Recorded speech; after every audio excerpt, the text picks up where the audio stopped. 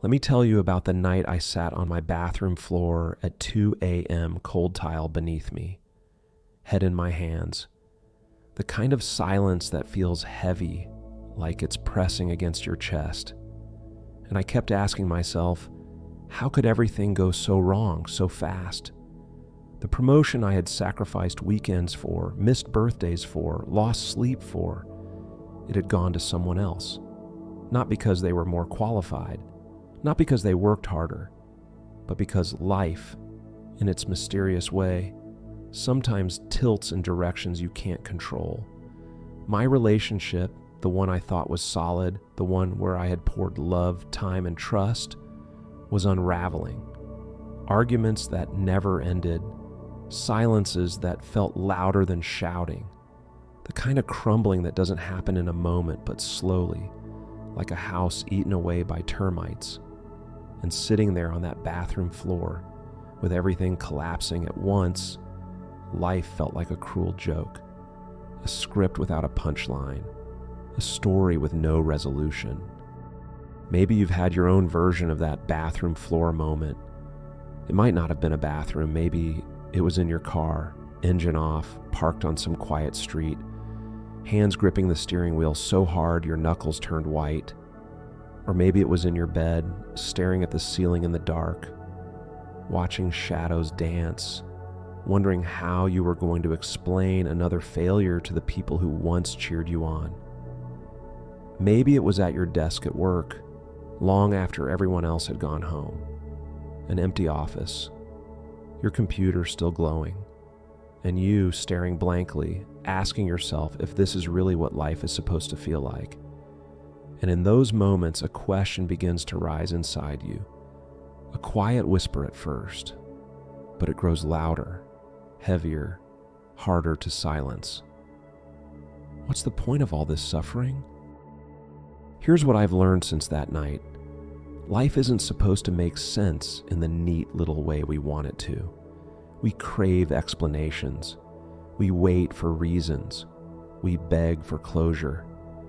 We convince ourselves that someday the story of our pain will tie together like a movie, where the hero suffers in the second act but wins big in the third. We imagine a moment where we'll look back and finally say, so that's why it all had to happen. But real life, it rarely works that way. Real life is messy, unfinished, unpredictable, and most of the time, it refuses to give us the answers when we demand them. Think about the strongest person you know. Picture their face. Remember their presence. I'd bet good money that if you asked them where their strength came from, they wouldn't tell you about the easy days. They wouldn't say, it was the vacations, the promotions, the seasons when everything was smooth. No, they would tell you about the fires, the losses, the heartbreaks, the nights they thought they wouldn't make it through, but did anyway, because that's how strength is born. Not in comfort, but in chaos. Like metal in a blacksmith's forge, we are shaped by fire, by hammer, by pressure, by heat so intense it feels unbearable. Yet it transforms us into something unbreakable. The sleepless nights worrying about bills, they are teaching you resilience. They're teaching you how to stretch, how to survive, how to adapt. The heartbreak that makes it hard to breathe, it's expanding your capacity to love. Yes, it hurts, but it also deepens your empathy. It makes you gentler. It allows you to hold someone else's pain one day and say, I know what that feels like. The failures that make your face burn with shame, the ones that make you want to crawl into a hole and never come out, they are preparing you for a kind of success you can't even picture yet. They are chiseling you into someone who won't take it for granted when it finally comes. The fire is never meaningless. It feels cruel, but it's carving something into you that ease never could. I used to think peace meant no problems. I thought peace was the absence of struggle, until I met a hospice nurse. She had been with hundreds of people in their final hours, And she told me something that changed me forever. She said, "The most peaceful deaths aren't the sudden ones. They're the ones where people made peace with their imperfect lives." That shook me, because it meant peace isn't about perfection. It isn't about finally fixing everything. It's about acceptance. It's about being able to breathe even while the storm still rages around you.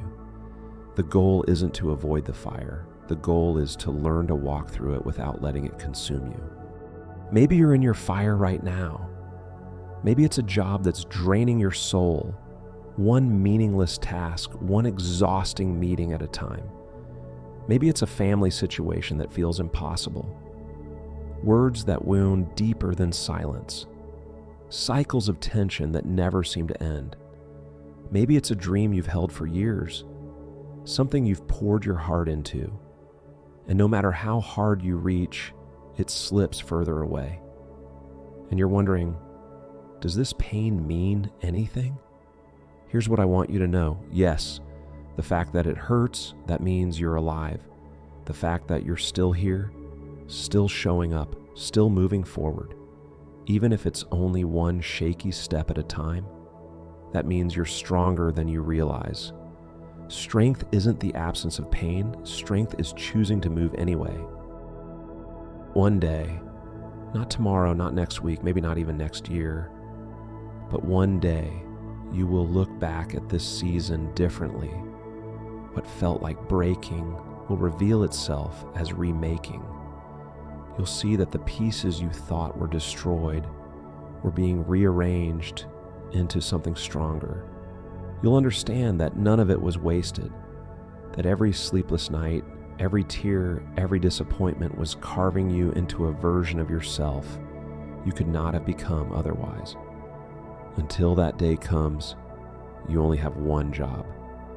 Keep going. Not because it's easy, not because it makes sense, but because you can. Because on the other side of this fire is a version of you you can't even imagine yet. And that version is waiting. The meaning isn't in the suffering itself. Pain for pain's sake is never noble. The meaning is in who you become because of it. The you who can listen with compassion, the you who can walk with courage, the you who can stand in storms without collapsing. That person is extraordinary, and they're being shaped right now in the very fire you wish you could escape. So let me ask you, when has life surprised you by turning your pain into something good? What's one struggle you've faced that shaped you in ways you never expected? Share your story, because someone out there tonight might be sitting on their own bathroom floor, head in their hands, wondering if they'll make it through. And your story, yes, yours, might be the proof they need that they can.